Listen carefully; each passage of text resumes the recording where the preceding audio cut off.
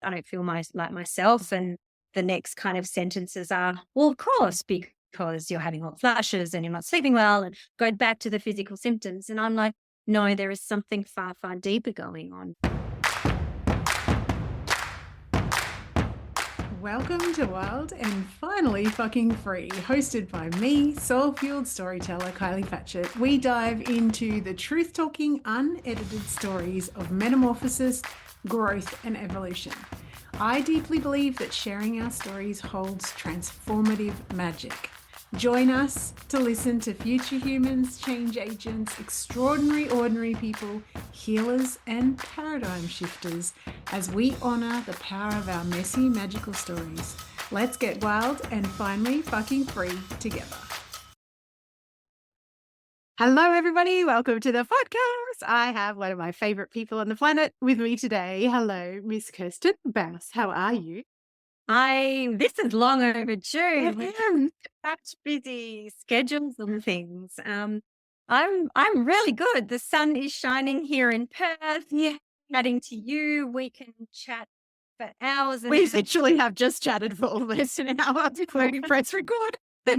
no, though, you know what I think of you and your skill at drawing out the things that are in my head and making all the gold.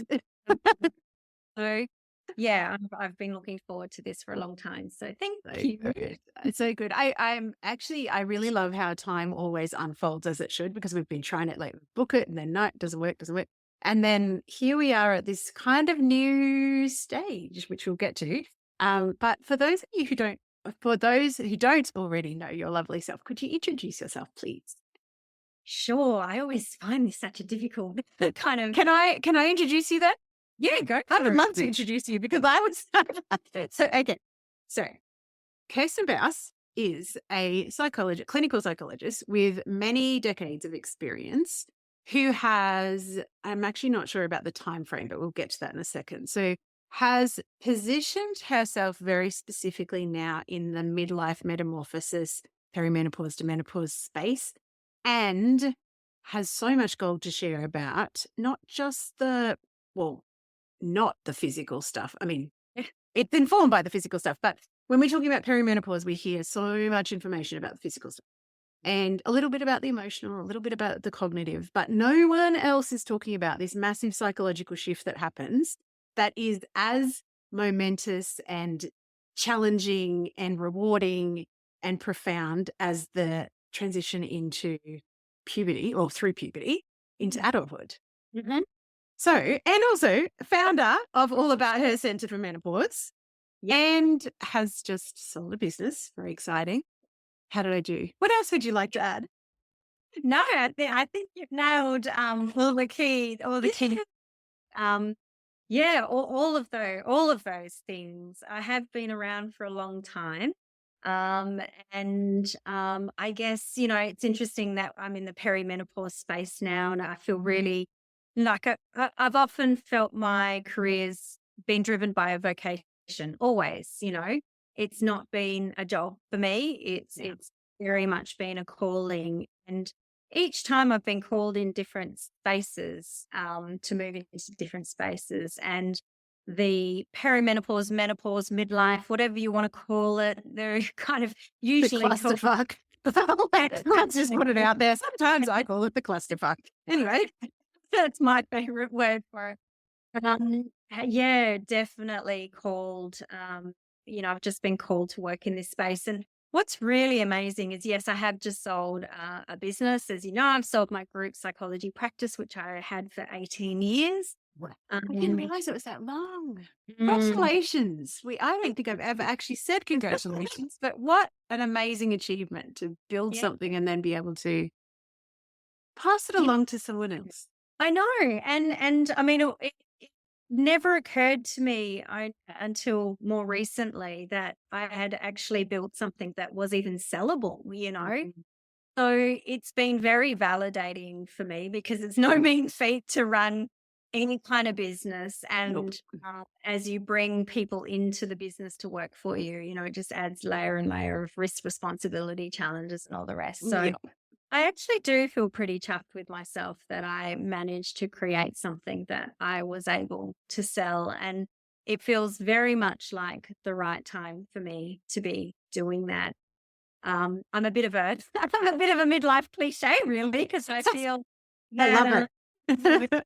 selling the business is just one of those classic examples of stepping back and looking at my life and thinking, hang on a minute, this doesn't fit for me anymore. Anymore. Doesn't Yep. allow me to pursue the things that I want to pursue. And that was really, really difficult. Like, I mean, I recognize that, but to actually action it and put it into practice was huge. Yep. No, it was a 2-year journey to sell, from perhaps the first few bites from some people to Wow. really then someone who was really in it, boots and all, and of course we pulled it off. But I'd say even the year before, I was starting to kind of think, yeah, I don't think this is, I don't think this is what I want to be doing. And the work I had to do personally to give myself permission to sell was quite significant, because I recognized I'd written, I know we're going off tangent here, but No, no, no. This is brilliant. I mean, this show is all about tangents, let's face it. I we're love it. going This is where the gold is. to impossible not to. But I had this, I realized I'd made this unspoken and for a long time unconscious contract that Mhm. I would not leave my people, that I just wouldn't. They had to leave first. And so initially it came wrapped up just in the idea of, as you get older, you're going to wind down, see less clients, and then slowly but surely close your doors, and, people will move on. Mhm. And that was very conscious for me. But what I didn't realize is that one of the things that sat underneath that particular picture was this idea of, I can't leave them. They have to leave me. Oh, this is such a good Mhm. conversation because the identity piece and I love your language. So unconscious contracts. Right. And it's unconscious contracts with ourselves, but also the contracts that we have been sold by our family, by our society, by our conditioning, blah, blah, blah, blah. We talk about patriarchy all the time when we have a chat. Yeah, Um, exactly. so what sort of, when you said personal work, how did you start approaching that? Because we're preempting one of the things we're going to talk about, but this is a Yeah, perfect yeah. segue into it. I I mean, the first thing was to even recognize that I had this contract, was Mhm. removing all the practical reasons why I couldn't sell. So, well, not Mm. removing, but just kind of addressing them. Addressing, yeah, I dealing with them. have to do this and I've got to do that, and what would it look like? And I do think one of the barriers initially was like, well, who am I without this part of my Yeah. identity? So that was absolutely like, you know, I stepped into a void.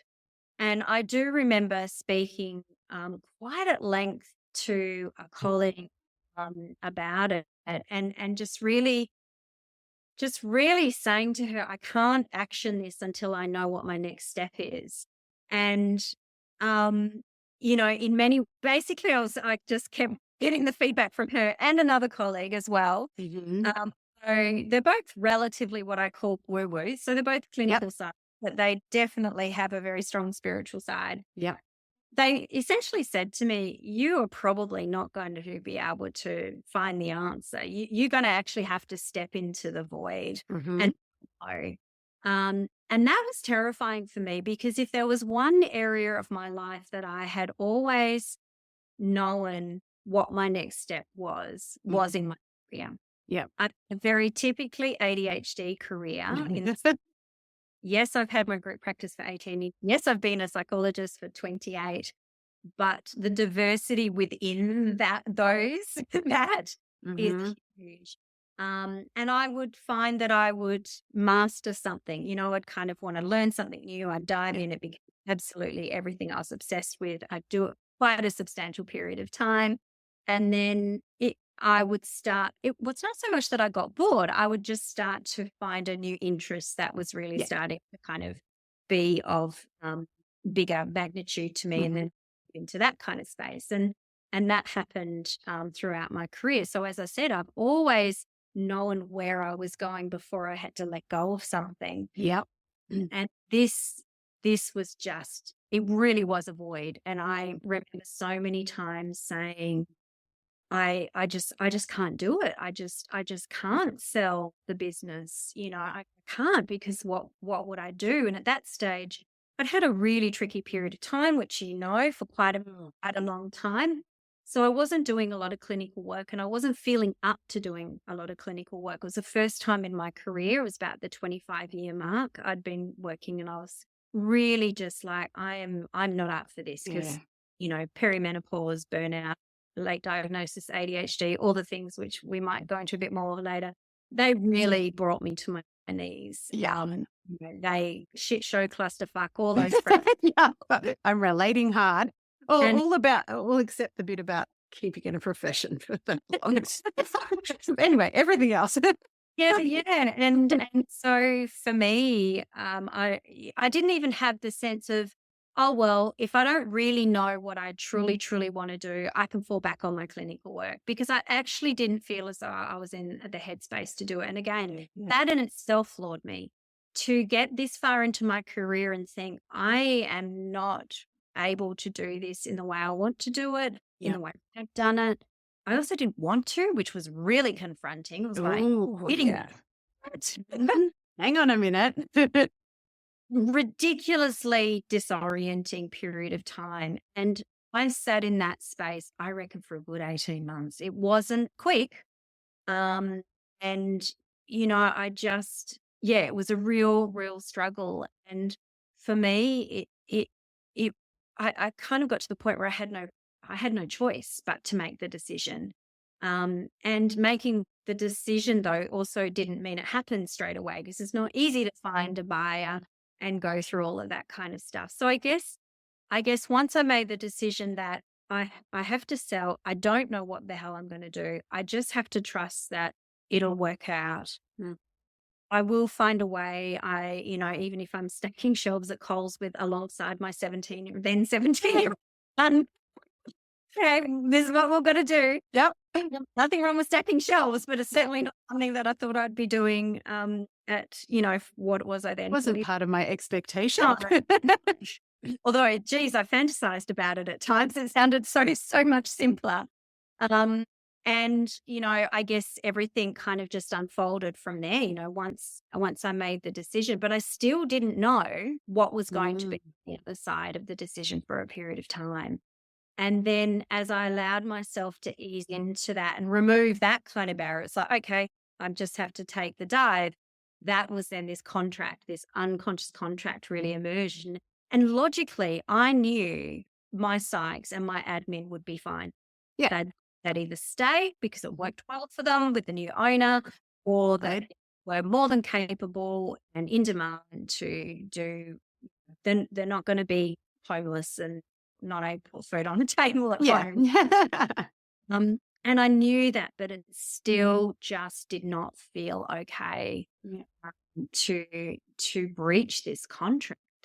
It felt like I was really letting them down to pursue, to pursue my own interests, which just somehow felt so outlandish and self-focused. And it's I love that word, outlandish. But it does, doesn't it? Because I remember thinking to myself, oh my God, I've never been so selfish before in my life. And it's like, there is actually a difference between selfish and self-led, self-directed, self-loving, self-compassionate, like that. They're two very different things. But as you're talking, I want to ask, did you become aware when you realized that that was an unconscious contract? Could you see that in other areas of life too? Like it was kind of rippling out as well? Or was it mainly this professional kind of? Not as strong in other areas of my life. I've always referred to myself as a no stone unturned person. I like it. And that means that I do turn every stone that I possibly have the ability to turn. And then I get to a point where if there's no more stones to turn, I can walk away from things quite easily. I'm not someone who would look back with regret or, I should have, I could, because I've usually exhausted anything that was Yeah. within my reasonable power Mhm. to do instead of whatever the decision was. So yeah, I mean, it plays out in the sense of having to turn every single stone. And I know people might bow out, check out, whatever, Yeah. before I would in the same scenario. But I haven't stayed in scenarios, beyond what was tenable. Yeah. Yeah. Me. Gotcha. Gotcha. Gotcha. It's very interesting, isn't it? I want to go back to the late. So, how on earth, when you find yourself at the intersection of burnout, perimenopause, and late diagnosis ADHD, first of all, how the hell do you tease them apart? Because it feels like all of those things overlap. But what was that process like for you? And I'm guessing, well, I know that this personal clusterfuckery that you went through has really informed your calling to this particular type of work. And also, actually, what I want to mention before you answer that is previously, as part of your kind of working with different cohorts in terms of psychology, you've also worked through the transition into motherhood, which I always find fascinating because to me, it's like the identity shifts, like the forks in the road, the changing of the way you see yourself and the perspective and self-identity. So yeah, I just wanted to mention that. But anyway, the triple threat of Yeah. Yeah. Wow. I mean, look, my story is that I was burnt out, I think at the end of 2017. And I remember telling my then husband, I'm really burnt out. I've got to do something differently next year. I can't keep going like this. Unfortunately, he decided in the January of his 2018 answer to that very helpfully that was that was to check out. And yes. so, there was no opportunity, I guess, for my burnout to have. Oh, So yeah. I just ramped up, Mm. We sold our house and we had two investment properties at the bottom of the market. We made financial losses. I did not come out with a deposit to buy a new house or set, Mm. like, I know there were worse scenarios, but I couldn't have actually predicted a worse scenario for me in terms of how I thought my life was going to pan out Yeah. with someone for 16 years, Mm. Um, so yeah, I did what I do, which is work really, really hard and managed to kind of hang on. Then of course COVID hits and that's mayhem for most, for everyone, Yes. mayhem in the practice as well. Yeah, Uh, of course. demand for mental health services and things. But while the demand's going through the roof, lots of people are leaving and setting up telehealth solo practices. Yes, of course. So that really, I guess that whole picture of working my ass off and then having problems I couldn't solve as a business owner because they just were unsolvable, really, really kind of it did bring me to my knees. Yeah, I as it had would. a significant step back from clinical work uh, because when I thought about all the things that I had to do in my practice, run the practice, manage people, supervise people, see clients, and all of that, there was no one I could delegate some of those things to Yeah. where clients could be handed over to others. Yes. Gotcha. Yeah. So not only did I need to do that for my own well-being, I'd not been impacted. My mental health had not been impacted by client stories and client distress ever in my career. Mhm. I would say that was still the case even then. But what was really beyond me was the level of focus. Like basically client work is hyper focus. It's Yeah. perfect for an ADHD who loves people. Yeah. Yeah. Yeah. Yeah. Yeah. You're totally immersed in their world. But I was not able to give that because I was burnt out. So I wasn't able to be immersed in their world.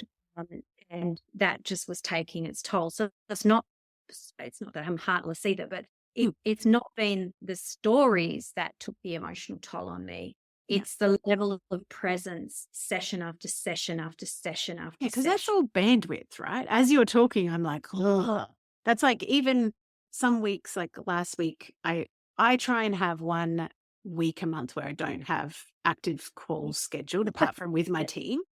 Just because I know myself, I need that time to defrag, to catch up, to do really in-depth client work where I'm doing a lot of writing and I want to do it in a stretch of time. And that didn't actually pan out last week. And then I had other stuff going on with medication shortages, as we've talked about before. And I have really, really noticed that if I don't have that pattern interrupter, then the constant bandwidth requirement just gets completely untenable. And I do think that is a combination of midlife, changing resources emotionally, but also me being very honest, I'm just not willing to push myself in the way that I used to because the consequence is far too severe. Whereas I used to, in inverted commas, get away with it. Not really, but now it's not. So as you're talking, like every single person, it's bandwidth, and you're dealing with stuff in your personal life as well as managing, leading people, the complexities of that. Oh God, I'm actually feeling quite nauseous. It was full on. So that's what I've stepped back from, because at that stage there was no one else to kind of make the decisions that a business has to make and think through those things. And also wasn't able to, I needed legally to be providing supervision to my early career. Yes. Couldn't outsource that because it's just too expensive to outsource. So that kind of led to that. But, I guess what was happening at the same time, which I did not know at the time, of course. Which is why you're so passionate about what you do now. And, to put some context around that, I had a hysterectomy, everything was taken out but my ovaries. So I didn't go into immediate menopause, but I was 42 and it was only 6 months later when my marriage ended. And we now know that I think a meta-analysis was released earlier this year that really confirmed that you start you hit menopause, earlier, even when you've ovaries. But if you've had this kind of surgery that I've had, I didn't know that, at the time. And so I'm starting to, get these, of course, I'm fatigued, my mood is low, brain fog, all of that stuff. My GP's known me for a long time. Understandably, both of us are just thinking burnout. It's just, of course, because there's so many things that has gotten through COVID with it. Yes. Well, I did because I was still working because I was in ADHD. So it was like the world for me. Yeah, that was not the case for me. But, my GP was really fantastic in supporting me through what was a very emotionally difficult time for me, for sure. But she wasn't perimenopause informed. And so, by this stage, I'm also in a new relationship, which was awesome. That was just like, new relationships are great. Just the perk of marriage is you want to have another relationship and then you find it. It's all very, can you step? There's your dopamine. And so that was really, really, really great. But all these symptoms were still happening. And, she couldn't explain it. And then she sent me to the gynecologist who'd done the surgery. He couldn't, no one was really answering this kind of stuff. And I'll be super, transparent that one of the most significant symptoms was dry vagina. And I'm like, God. Okay, brain fog, get it. Low mood, get it. Like poor sleep, get it. All of those things are part and parcel of burnout. But, where is this particular symptom kind of coming? Yes. Hang on a minute. With my history. And so, I was prescribed antidepressants for my brain. That'll help you the most. They'll be way more effective. To help with the brain fog and the low mood and stuff like that. Took them, hated them, came off them. And so I kind of, I guess, struggled for a couple of years. And it's only when I was having a bit of a whinge to my own kids about how crappy I was, how crap my sleep was, basically. And I said, but I sound just like Nan when she was my age. And the penny dropped. Yeah. And my mum was a nurse, and while from a generation perspective, they didn't talk widely about menopause, it was something that in my family, we knew that she was going through menopause. Yeah. The word menopause did not exist then, but we knew. And so, when I said that out loud to the kids and had that penny drop, I'm so grateful that my mum did mention that to my sister and dad and I, Yeah. because that is when I was like, that's what I think this is for me. Yeah. So then I did my own research and again took that back to my doctor. She still wasn't very convinced. Just Yeah. down And it's just me. been a trial and error. And I have found a while ago now a wonderful menopause informed GP, Yep. and she's been fantastic. Having said that, what I will also add is that I bathed in estrogel about 2 years. Yep. And it was only about 4 months ago, and I'd been saying to my GP for a while, "I just don't think I'm absorbing this stuff. Mm. I just don't feel any benefit from it Yep. whatsoever." Do the questionnaire every time I saw her and all the rest. Yeah, it's not changing. Mm-hmm. Man, am I just expecting too much? Is this just how it is at this age, Yep. And I said to her, "Can you switch me to something else?" She's like, "Oh, but the supply issues, I'm really, let's see if we can tweak this and tweak this." So we just persisted because of the supply issues. Yeah.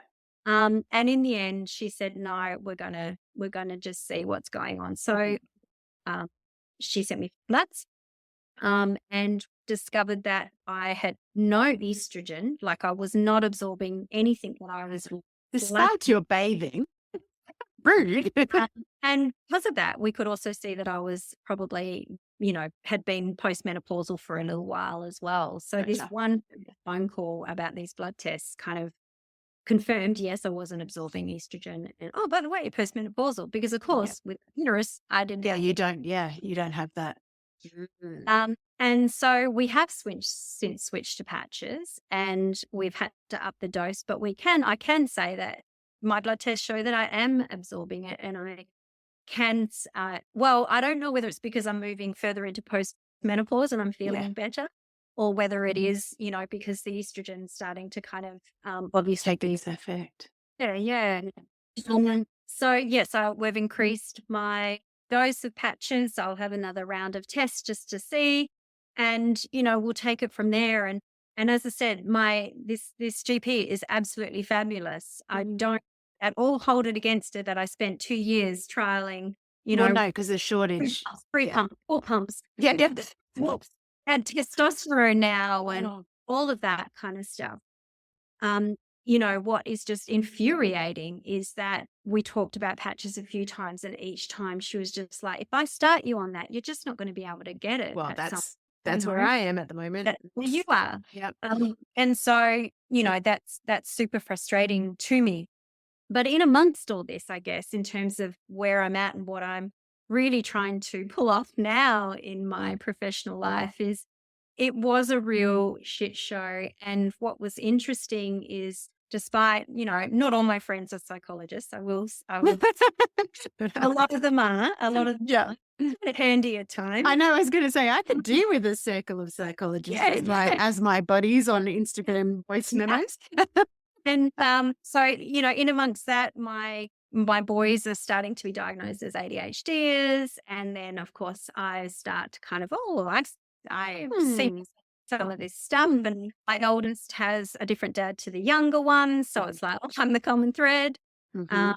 And then I spoke to some of my colleagues who are really across this particular space. And they were like, "Oh, yeah, you're ADHD." And I'm like, "Did you not think to tell me?" I had a conversation with a friend similar to that. She's like, "Oh, Really? you're raging ADHD. You always have been." And I'm like, Yeah. "Would you not have told me?" It would have been nice to send the memo. I would have appreciated that. She's like, "I thought you knew." I'm like, "No." So yeah, it wasn't my area of No. expertise. And anyway, so I went and got myself assessed, and yes, very ADHD.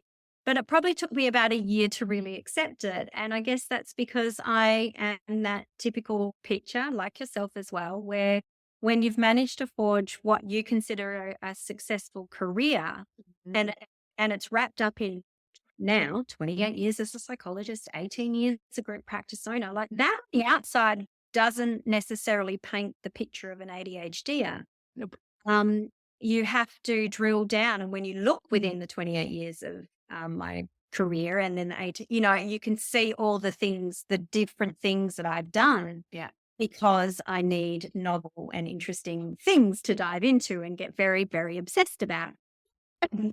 And so, eventually I kind of came to terms with that diagnosis, and it really was my career that was the clincher for me in accepting it. And I wasn't, it's not that I didn't want to be ADHD because it was a bad thing. Yeah.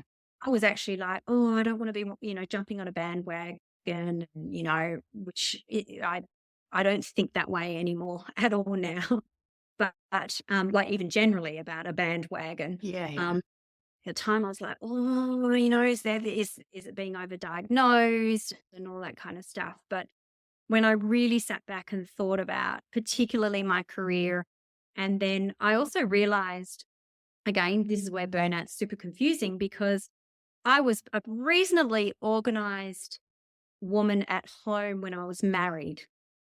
I Mhm. did the lion's share of everything. Yeah. I'd be years and years into being a single parent. I'd think, why can my kids are on the same freaking schedule to my house. Why can I not have food in the fridge ready for their next school day when they come home to me? Why can I not organize this and organize that and do that? Why? Mhm. And a friend of mine, who was one of the ones who was like, yeah, you're definitely ADHD. We were just chatting, and one day, and she's very ADHD too. She's a whole family of neurodivergent. We travel in packs. We We like to do do travel. that. She just said, I can't remember what we're talking about, but she said, I remember when I was in my mid-20s, I couldn't wait to be married and living with someone because I would then have a body double. Uh-huh. And when she said that to me, I was like, That's that's what it. it is. I had a body double when Mhm. I was married. And that's why I was able to do, and I wasn't perimenopausal Yeah, either, that's the but, other thing. Yes. because I really did do the lion's share of running the home, had the business, all the rest, running the home, running the kids around. I mean, my then husband wasn't a passive participant, No. but the nature of his work was, he's in police, so very long, very all that kind of stuff. Yeah, Done all over the place, shift work wise. how many days, Mm. given the squads he worked in and stuff. So yeah, and that was a real epiphany for me, and it was like that I've lost that because yes, got 4 kids, and I've got this handful of kids around me, but they're not adults. So it counts as I've got the spares. It's all good. right. They do not. It's a body double for me, any of them. No. Um, so yeah, that really also really kind of explains something that I hadn't been able to explain Yeah. previously. So through all of this, I'm going through this massive internal shift of I don't think I want the business anymore. God, who would I be? Who am I if I'm not this? All the And questions.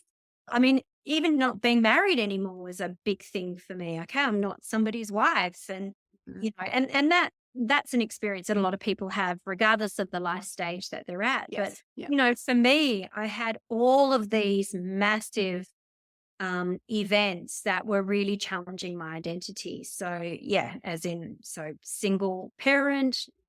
Married anymore. Yes, I was in a relationship, still am, but we don't live together. Yeah. So, am I partnered, or is he just Yeah. What? How does? What language will I use to? find this, Yes. Yeah. Yeah. not wanting the business, needing to step back from from actually providing clinical work. Now I've got this ADHD. thing Yeah. pressed upon me to kind of make sense of. And, all happening at what I truly believe is a time we do that anyway. We Yes. really start to ask who we are, how we want to be, what we want in life. Absolutely. And for me, despite having these amazing friends generally, and then a whole bunch of friends who are psychs and experienced psychs who know nothing about perimenopause and the shifts. Because in my non-psych group of friends, they're older than me, so they are Mhm. I was more likely to be talking about these Yeah. Gotcha. Yeah. with. But my psych friends tend to be at least 8 years younger, if not Mhm. 10, 11, 12 kind of thing. So they weren't anywhere near it. I'm going to sit back and watch. Yeah, I know, right? I'm like, No, that's dumb. allow me to observe. Where do I go to talk through this stuff with somebody who can bring that psychological lens to it? Because that's just how I am. I've been a psych for such a long time. If I can understand things, I can generally cope. Yeah. And this was a whole bunch of not understanding this, yes, the physical symptoms, the cognitive stuff. Okay, once I understood that I was perimenopausal, that made sense. But nobody talks about these subtle but pervasive psychological shifts. And it just really pissed me off, really, really pissed me off. Yep. And as I started to move back into client work and working with women at this stage, the other thing that pissed me off is, okay, they're seeing me, cool, they've got a psych who's informed about perimenopause. Mhm. If they didn't have a GP that was informed, I could direct them because I Yes. started to know, where they Who was? Where do they hang out, those unicorns? find other health disciplines who really knew this space, the nutritionists, the naturopaths, physios. A lot of physios Physios. Oh, advertised more as that kind of postpartum yeah. person, which, I now know because I've spoken with physios to try and educate myself that, if they might advertise as postpartum, but it's just as relevant, perimenopause, because often Yeah, so it's similar. more problem Similar. Yes. Pain. or being magnified, pre-existing problems, postpartum Mhm. being magnified and stuff. So, but where are they? And I'm a really persistent person when I get an idea in my head, surprise, surprise. How can I find these? Like if I'm struggling to find these people to suggest to my clients who need support from other health providers with other areas of expertise, then someone isn't, women out there aren't going to know that there's this support available to them within this particular health niche, Mhm. let alone how to find them. Because one of the narratives, and I have lovely GP colleagues, menopause informed GP colleagues. I Yeah. have a lot of time for them. But you know what I'm going to say because I've said this to you. Yep. They are not experts in everything. No. They absolutely are a critical part of the picture, particularly because they're often the first port of call for women. Mhm. And they, like me, I know a bit about nutrition. I know a bit about what type of exercise you're supposed to be doing and all the rest. Yes. But I'm not a nutritionist. I am not a natural. I am not a physio. I'm not an exercise physiologist. Physiologist, yeah. And so the frustration for me is that women out there don't actually know that there are many other health providers that are far better placed to support them in certain areas than even, me or a GP. And the evolution of this delightful experience of menopause presents Yes. you with a range of symptoms that evolve and change over the years that you're going through it. So what you need in the beginning is probably a bit different to what you might need in Oh, the middle. definitely. Wait, not the middle, because you don't know No, where you don't know until you're you at the get. end. Yes. And so for me, it was just like I have to do something about this. I have to somehow find a way to educate women out in the community that there's lots of other things that can support them to help them on their journey through this Mhm. life stage.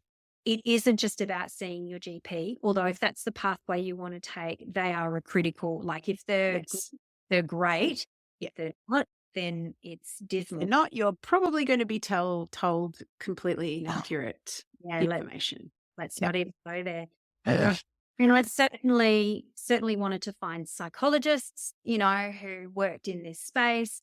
And so apart from the education that I really want to kind of be, screaming from the rooftops about the support that's available beyond the obvious, I also want to support those health practitioners, be able to, stand in their authority and their expertise.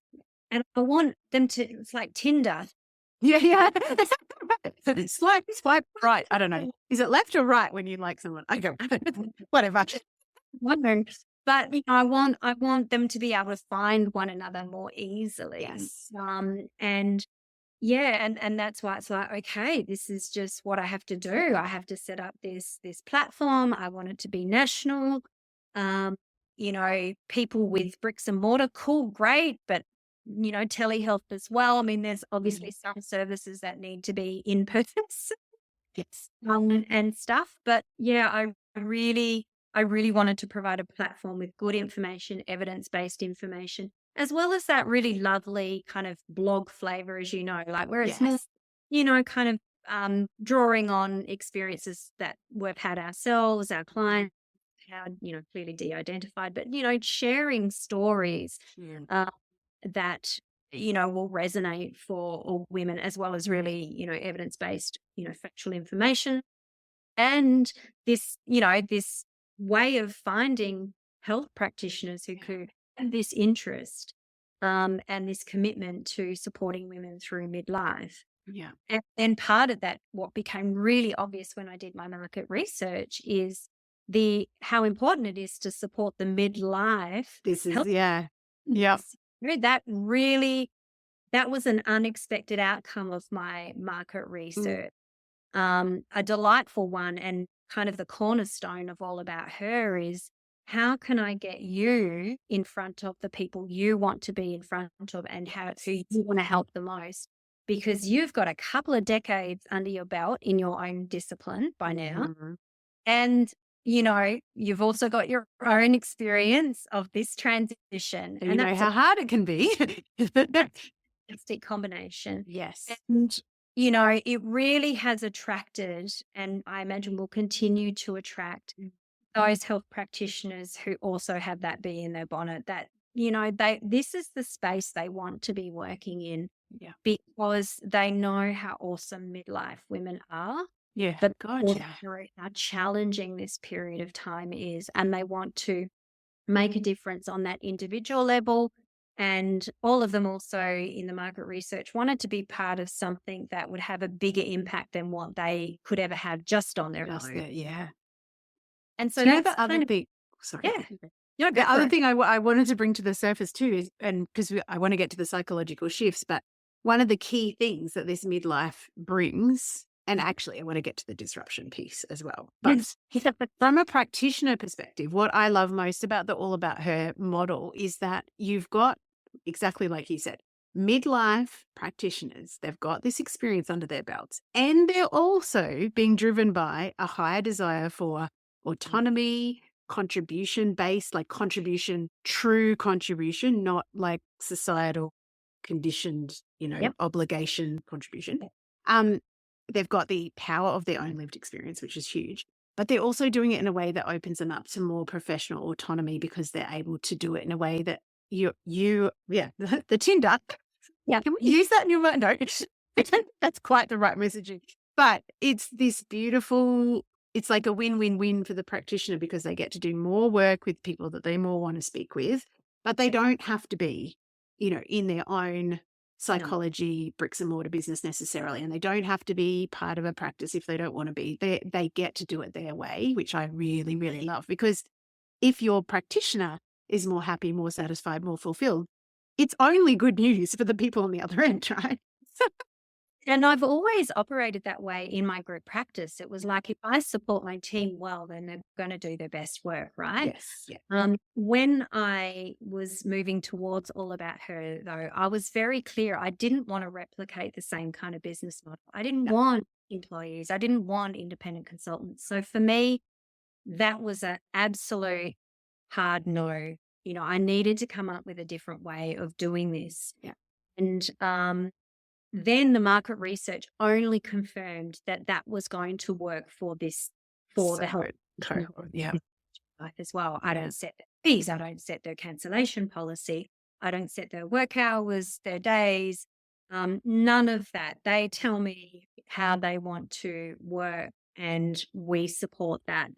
Now, I was saying earlier, I see clients on Wednesday and Thursday. So if a client wants to see me on a Monday, I'm sorry, I don't work then. Nope.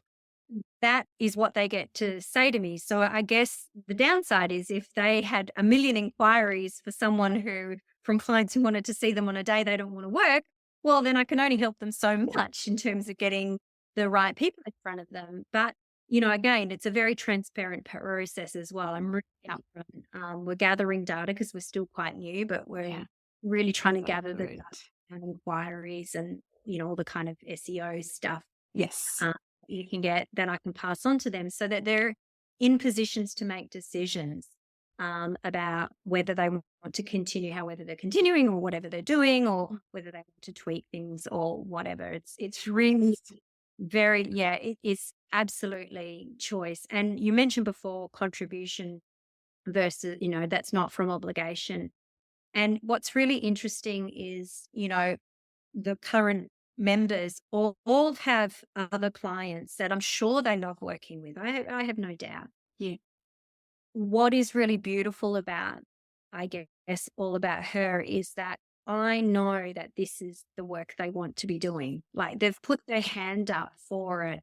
And, so it is very much coming from a place of this, not just I want to work with anyone, It's the, yeah. I want to work with this type of or this kind of person at this life Yeah. stage. So Um, powerful. and it is so powerful and it's really cool to support them to do that, and it's really cool building something and creating something that I can have that confidence that is, for the clients, the potential clients, that they're going to be sitting in front of someone who really, really wants to be working with Yes. them on these life stage issues. And sure, we're not compartmentalized, so we bring all of ourselves to, Yes. particularly in the therapeutic kind of space. It's not that they can't talk about stuff that doesn't seem related to this stage of life, mind you. Everything is related to this stage of life. But yeah, yeah, it's exciting, and I'm Good. really looking forward to. I know we're only in September now, and I'm going to talk about next year, but it feels like the end of the year is fast approaching. Oh, as Um, soon as August hits, I am talking about the next year. So Yeah. you and me, it's so I'm really excited to go into next year with a lot more clarity around how I can best support people and really wanting to build the professional community. I just love catching up with my members. It's a really significant part of the model, yes. um, is those kind of relationships that I have with each of them and that they've built with each other as well. Yeah. And I love the fact that because every time I talk to you, I know that supervision is part of the psychology model anyway, Mm. but you always shine when you're talking about getting the best for your team, having them have the most satisfaction. And so you've just transferred it. Yes, it's a different business model, but the same depth of that commitment. And then they get this whole level of education over the top of that, so that not only are they interested and aware as they arrive, but their awareness and their understanding of how you can actually approach perimenopause from a holistic perspective. Because one of the things that I absolutely freaking hate, and we've talked about this ad nauseum, is you go into Facebook groups and there's big groups of menopause, whatever. And someone says, such and such is not working. Or I have a frozen shoulder, and everyone's jumping on the bandwagon going, put estrogen on top of it. And it's like, okay. If we were approaching this from a holistic point of view, we would also be looking at what are you still having on your plate or saying yes to that is not sustainable? How can you approach the frozen shoulder through understanding how your joints and your lubrication changes as you go through this? And so approaching it from that perspective just means that you're not, I don't know, this is my biggest bugbear with medicine anyway, is that we are compartmentalized, and you see the eye doctor and the heart doctor and the whatever. And it's like, well, we're one whole individual.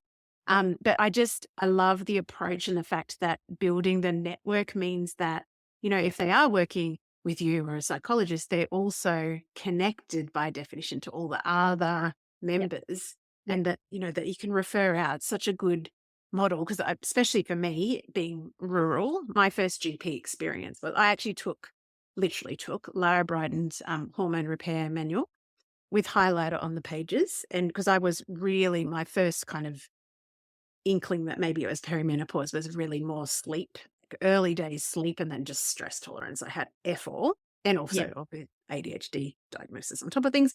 But I took the book with the highlight and I took it to a old male Mhm. white dude Mhm. who looked at me and went, "Oh, you're too young to be anywhere near menopause, love. No, no. You just need to maybe try some deep breathing before you go to bed." And I was like, "I am going to throat punch you, my friend." Because yeah, rage was a little bit of an issue then too. Surprise. Yeah. But I also with the education piece, because all about her speaking to midlife women as well as the health practitioners. When we're talking about finding a menopause aware GP, the very first thing is, do you even freaking know about perimenopause? Because I feel like we just invented the word in the last 5 years. I know it's been around longer than that, but in my world, at least, it's only been, But then also, as we talked about right at the beginning, we talk about all this physical stuff, but we're not talking about the psychological shifts. I really want to cover, Mm, and the disruption piece, because yeah. your favorite quote from Kirstin Bouse is, "What if this is designed to disrupt us?" Yes. Which I think I would have throat punched somebody had they have said that to me when I was at my lowest point. So I want anyone listening to who is having a really tough time, I definitely want them to, I guess, hear that I know it's a controversial statement and, yeah, that they probably have had a similar reaction to hearing the statement as I would have a bit of a while ago. But there is some rhyme or reason for me to kind of posit that question. And I think, you know, gosh, where do we start with this kind of conversation? But well, maybe we start with just acknowledging that the many women I know you've spoken to, the many women I've spoken to, this is not just clients, friends, colleagues, Yeah. my hairdresser, you know, Yeah. Everybody I come into contact with. you know, it's my one guaranteed topic of conversation.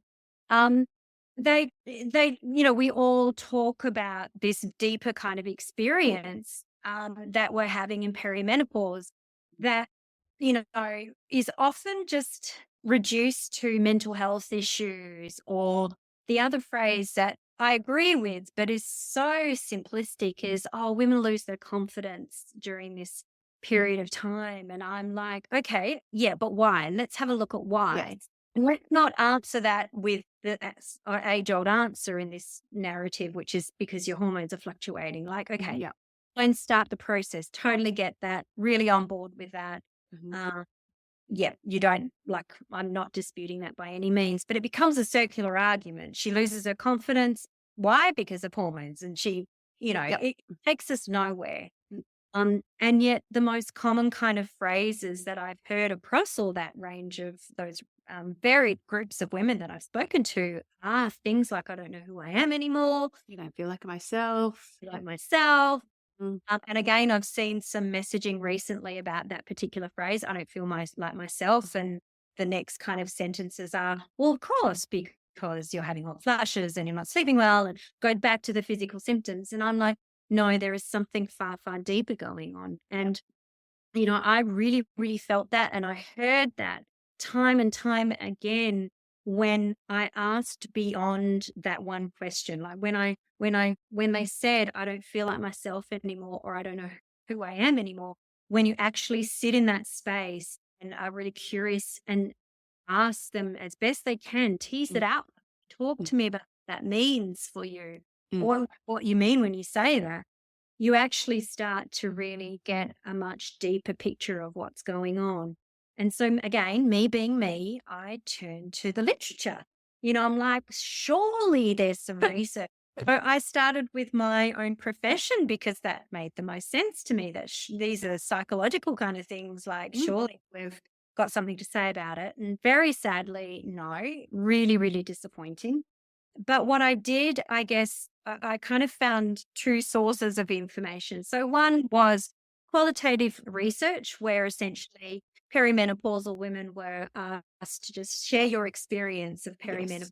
And yes, there would be that portion of their interviews that were about symptoms, particular symptoms and stuff. But when they were really allowed to continue to talk, that's when you started to see the depth in in what they were sharing. And that research, published peer, academic research, really revealed a number of themes that just time and again mirrored what I felt, mirrored what I heard, what I saw, what was constantly being brought to the table in my conversations with people. And so, those themes were typically identity, shifts in values and priorities. Not wanting to be around your children anymore. A really strong drive for autonomy and Autonomy. individuation from the relationships that we've had. And roles. Roles, exactly. Having to come to terms again with the changing body, a lot of stuff around body, and the fundamental that sat underneath it all was also change. Like this, the big theme that came out was change in all of these areas and constant until typically post-menopause, And so for me, like all of that is like, okay, cool. That's what's coming up often. And I was also reading I was trying to find the books that were also speaking to these deeper things, which weren't as many. And they definitely were not written by anyone in the medical community. They were far more journalists who, had an interest and interviewed lots of women. They were feminists, all of that kind of stuff. Yep. So it's a different lens. Again, these same themes were coming up. Now, as a psych, I looked at those themes and I'm like, I know what this sounds like to me. This sounds like adolescence. Yep. A massive part of our training and the way we make sense of people, not the only way, but one that has to exist for any person that we're working with, is understanding the developmental stage that they're at. Mm-hmm. What that developmental stage kind of brings to the table. And there is lots of research in psychology around the psychological developmental stages. Yes, there's also the gross motor skill and all that stuff. Moral reasoning, when does that kind of develop? How does that evolve? Blah, blah, blah. But this is kind of like, we're talking how a person is grown, how a person is created. Yep. And, those themes that I mentioned before are exactly the themes of adolescence. They are the things that we know are normal for adolescents to be wrestling with, grappling with, struggling with. We also know that that struggling with it and finding their place with those things is critical to the next developmental stage. We know it lays the foundation. If they don't get to wrestle with these things, which sometimes kids don't because shitty things happen during and take them off different trajectories. Yeah.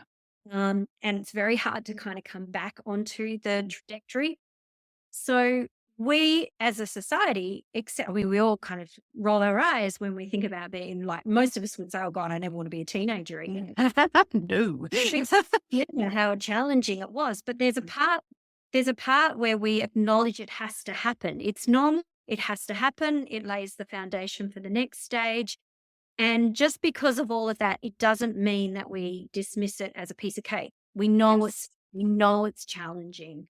And interestingly, the medical community have started to refer to perimenopause as reverse puberty. Now, they do that. They're just talking about the hormonal kind of picture. Totally get that. But for me, and, if I could actually, I don't think I would do my PhD now. I've got more important things to do.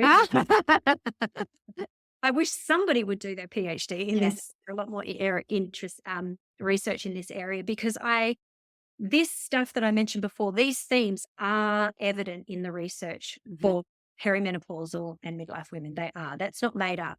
What I have done in my mind, just because that's how I roll, which is very an ADHD thing too, you put them into a framework. Make decisions that seem so obvious to you, but aren't necessarily obvious. Even to my other colleagues, when I've mentioned it, they're like, oh, yeah, wow. isn't like, to me, it smacked me. Yeah. It really smacked me in the face. Mhm. And so for me, it so explains the internal upheaval that we are experiencing during this period of life. It totally explains how important and speaks to the significance of it. It explains why can't we make some room for it? We really need to make some space and some room. Yes. It needs to be seen as a normal part of, midlife, perimenopause, and an important part that actually will impact us. Just like they say, our estrogen's declining, which puts our bone health at risk and all those things. If we don't do this work, and I can't say this because the research hasn't been done. So it's not that it's disputing it. It's just that No, the question hasn't been asked yet. Yes. I know that all the other developmental stages that we have, and again, I'll bring back to perinatal, they're Mhm. called matrescence, which only is referring to the psychological and the spiritual process of becoming a mother. Pregnancy speaks to and postpartum, speaks to the physical elements of it. Matrescence speaks to the psychological process. Yeah. And that again, we know when women do these things, that's part of matrescence, then they are more likely to adjust well to motherhood. Yeah. And make the transition. Exactly. And also, and you did speak to this a little bit before, but I just want to come back to this like adolescence thing. In homes and societies where adolescents are best supported through the transition, they are given space, they are given trial and error, self-compassion, more potential tending or, self-care. Yeah, more rest. And Right. yet, because we have a conditioned, like, this is the way I'm going to be for the rest of my life, even though we're cyclical beings. But, Mhm. coming back to like, I always thought I would run a business because that's the way that I always thought it was going to be. And then we come to this transition point, and unfortunately, if we aren't understanding that these psychological shifts are normal, expected, need rest, need self-compassion, need space, then what we can do is make ourselves wrong for putting everything under question or wrong for being selfish or whatever.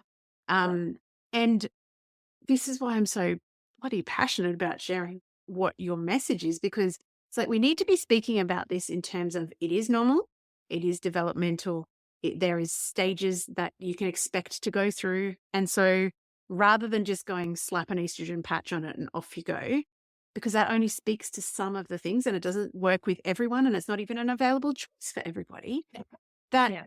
if we understand it through the lens of all of the changes, physical, cognitive, emotional, psychological, then we can actually hold space for ourselves and others in our lives that are going through the same transition. It doesn't have to be an either or either. Like, I mean, I do. Yes, very good point. How do we get to adulthood? We don't we're not a child, and then the next morning we wake up at 18 and then, ta-da, I'm a young adult. There are these really significant, there is this interim stage called adolescence. How do we get to be a well-adjusted mum as much as any of us can be well-adjusted? And I don't know. I couldn't tell you. You can wake up and be a mum, but it doesn't mean that you've actually adjusted well. It doesn't mean that you're ready for it in every way that it means, and everything that it asks of you. Yes.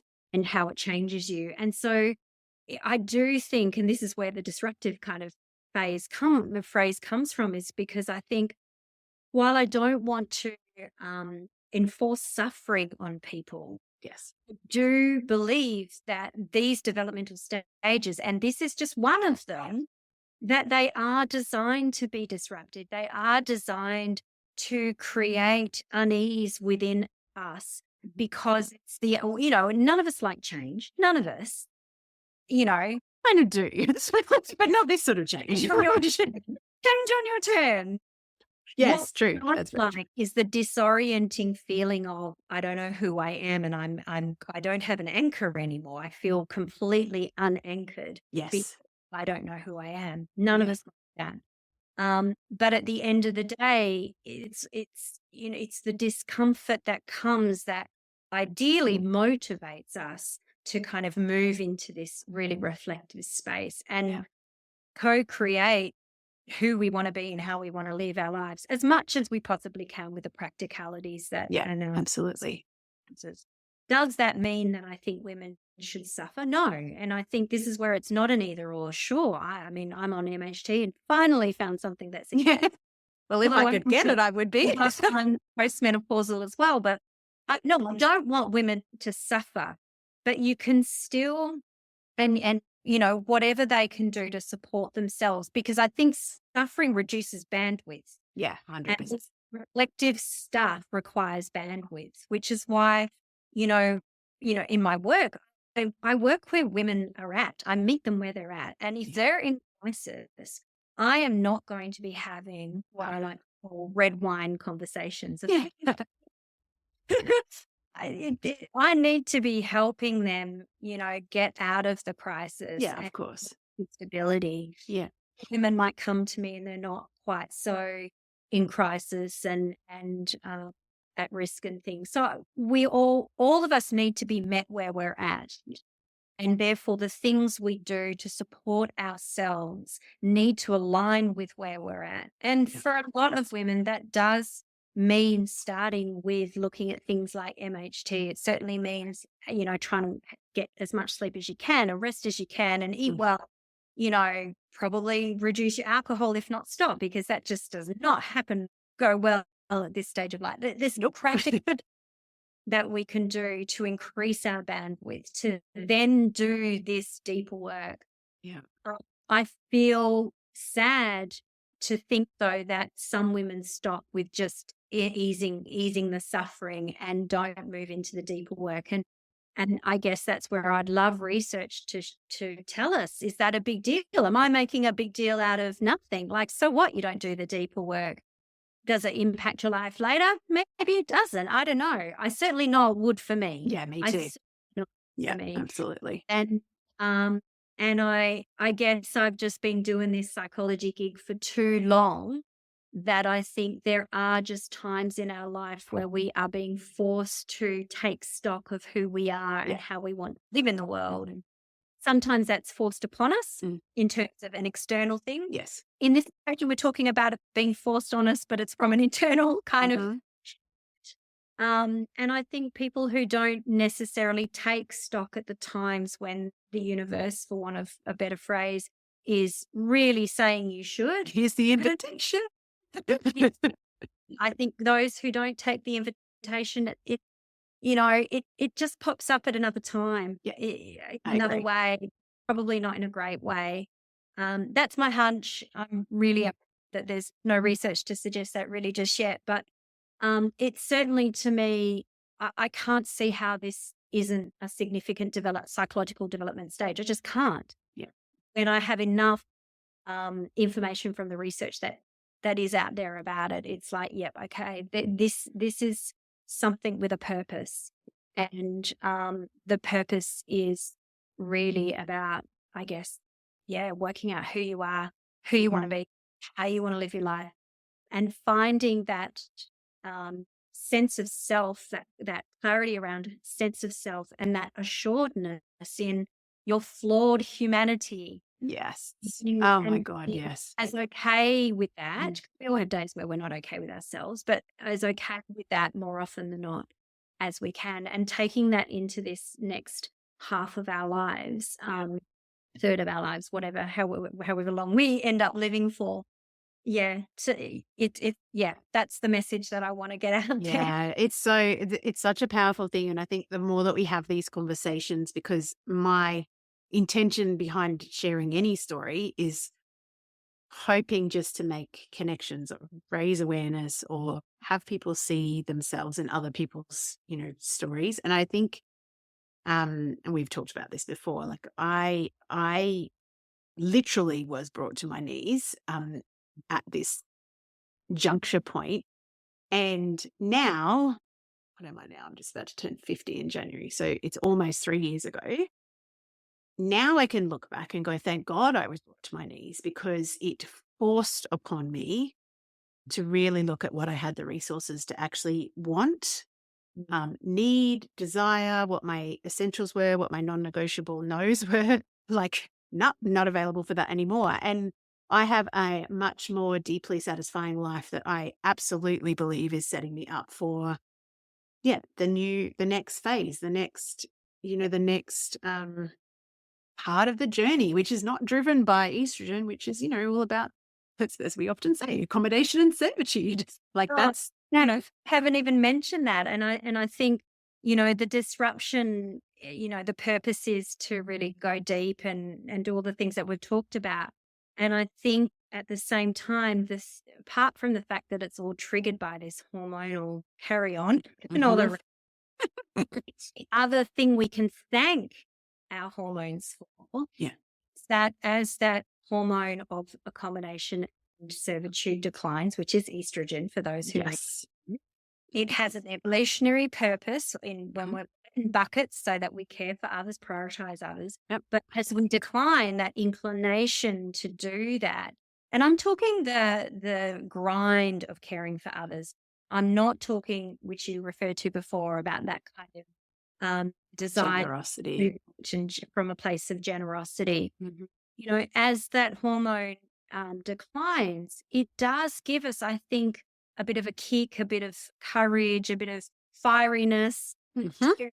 to actually start to implement the things that we want. And we start to move from a place of, I have to be this way, into, well, hang on, this is how I want to be, and this is what I want to do. And I can do it just because I want to. I don't Yeah, there's actually no have. rules against that. Hang on a minute. What? Yes. Yeah. Usually we have to find a justification for things, I think, as Yeah. women. And I think it helps that that losing the estrogen helps us, somehow provides a foundation for us to be more comfortable in asserting ourselves Yeah, and our, absolutely. Yeah. not just our needs. Yeah. And so, this is the concoction, the recipe of this stage of life. And wouldn't it make a difference to the narrative when we're always talking about how cool would it be if we could change the narrative about AIDS, Yes. for example, for women? Yes. 100%. We've known lots of people having these conversations, trying to change the narrative so that we can see aging for women in particular as a really positive thing. Mhm. And I feel that this needs to be, can be part of that conversation. Yes. And it only just kind of makes that shift in perspective more robust, it gives it more substance. Exactly.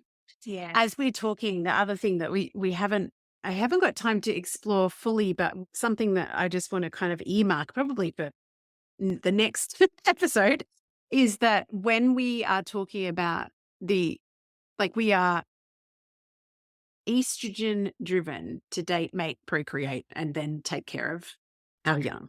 That is just a fact. When the estrogen starts to fall and that accommodation, like the veil starts to fall, and you find yourself looking around going, what the fuck was I doing? Which was my experience. I know not everyone does that. The thing that naturally came to be for me was questioning the roles and responsibilities. Like, hang on a minute. Who did make this my job? Yeah. Who did say that I had to do this? Who did have the unconscious contract, to come back to what we were originally talking about? And whilst that is deeply discombobulating to be asking all those big questions, it absolutely is for a purpose. And I now look back, like I was thinking back to the very first episodes of this podcast. So that's 2 full years ago. And I was still struggling, like really struggling. And the whole reason I started the podcast was to talk to other women who were in the middle of or post transition so that I could use them as life rafts, like literally. Like that was the whole point. I mean, I love interviewing people, of course. But now looking back, I'm like, oh my God, all that discombobulation was the perfect breeding ground for, bringing the fire back and getting clear. And I think that it's never a bad thing. And also, there is absolutely real resistance from the people around us potentially when we start to challenge those things. I remember one particular conversation I had with my youngest daughter, and now I look back and go, oh my God, that whole conversation was her being 16 and needing the independence, and me being 47 and going, screw you, you are not, I need the independence too. basically. And we had a massive argument. She left home at 16 and I was like, oh my God, this is the worst thing in the world. In the fullness of time, it could have gone either way, I'm sure, but in the fullness of time, I'm grateful for having the ability to stand my ground, and also having a kid, even at that age, be able to stand her ground and actually get her needs met. And she knew she wasn't going to have it in a house where her mother was like, no, this is the line. And she's like, well, I don't like your line, so I'm leaving. But that I can see now with the ability of hindsight and looking back across a couple of years and just going, oh my God, it was just all perfect. And then I also see my friends who had kids a lot later and they've got little primary school. Anyway, I just think, thank God I didn't do that, because I don't know whether I would be coping. I don't think I would. Anyway, that is a whole other conversation. We are going to have to tie up. We could talk forever, but oh my goodness. Keep going. Thank you. Now, where can we find all about her centre for both the midlife clients, and also if there's health practitioners out there going, hang on a minute, some of this is speaking really loud to me. The website is allabouthercentre.com.au. We've got 2 Insta accounts, so All About Her Centre as well as the Midlife Psychologist is mine. And I'm also on LinkedIn as Kirstin Bouse. So I do think people seem to find me there as well these days. Yes, they do. They do. And you've got lots of podcast episodes and a really good blog and heaps and heaps of resources. So yes. So brilliant. Thank you so much. I'm so glad. Good timing. Congratulations again. All right.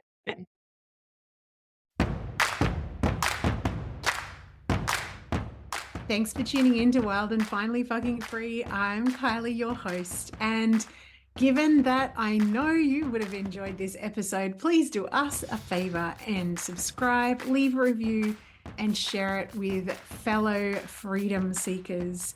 Remember, being seen in all our mess and magic helps heal ourselves and the world, because the world needs more wild and finally fucking free humans. Have a great day.